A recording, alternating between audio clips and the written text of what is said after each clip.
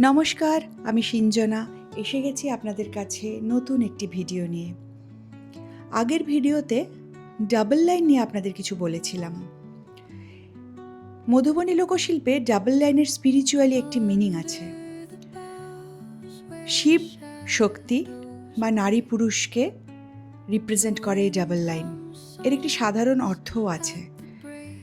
দুটো মোটিভকে একটির থেকে আরেকটিকে আলাদা করা, একটি ক্যারেক্টার থেকে আরেকটি ক্যারেক্টারকে আলাদা করে বোঝানোর জন্য ডাবল লাইন ব্যবহার করা হয়। এভাবে আমি একটি ডিজাইন তৈরি করছি। এই ডিজাইনের মধ্যেও আমি ডাবল লাইনের ব্যবহার করেছি। আজকে আমি আপনাদের কাছনি এবং ভার্নি সম্পর্কে কিছু বলবো। মধুবনী আর্টের একটি বিশেষ অঙ্গ হলো এই কাছনি এবং ভার্নি। কাছনি এবং ভার্নি রং দিয়ে করা হয়। আমি একটি ডিজাইন তৈরি করে নিচ্ছি। এর মধ্যে একটিতে কাছনি এবং একটিতে ভার্নি দেব, এবং এই কাছনি ভার্নিকে আলাদা করে বোঝানোর জন্যই আমি মাঝখানে ডাবল লাইন ব্যবহার করেছি। এই যে লাল দাগ দিয়ে আমি আঁকছি, এটাকে বলে কাছনি। সমান সমান দূরত্বে এইভাবে কাছনি আঁকতে হবে, তবেই এটি আকর্ষণীয় লাগবে। এটাকে বলে সিধি কাছনি। এবং এই সবুজ রং দিয়ে যেটা করছি সেটাকে বলে ভার্নি। ভার্নি বা রং দিয়ে ভরাট করা।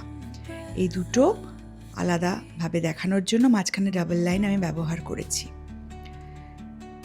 বাকি অংশটা আমি কালো রং দিয়ে ভরাট করছি। আপনারা ইচ্ছা করলে সেটা করতেও পারেন, নাও করতে পারেন। অন্য রং দিয়ে আপনারা সেটা ভরাট করতে পারেন। এভাবে কাগজের চারপাশে সমান দূরত্বে আমরা বর্ডার এঁকে নেব। এভাবে সমানভাবে চারপাশে বর্ডার এঁকে নিলে ছবিটি অনেক বেশি আকর্ষণীয় লাগবে। এবং মধুবনী আর্টে বর্ডার আঁকা একটি অত্যন্ত গুরুত্বপূর্ণ অঙ্গ।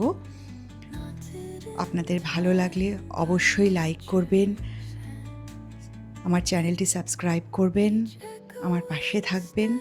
কোনো প্রশ্ন থাকলে অবশ্যই জিজ্ঞেস করবেন কমেন্ট বক্সে। আজ তাহলে আসি, টাটা।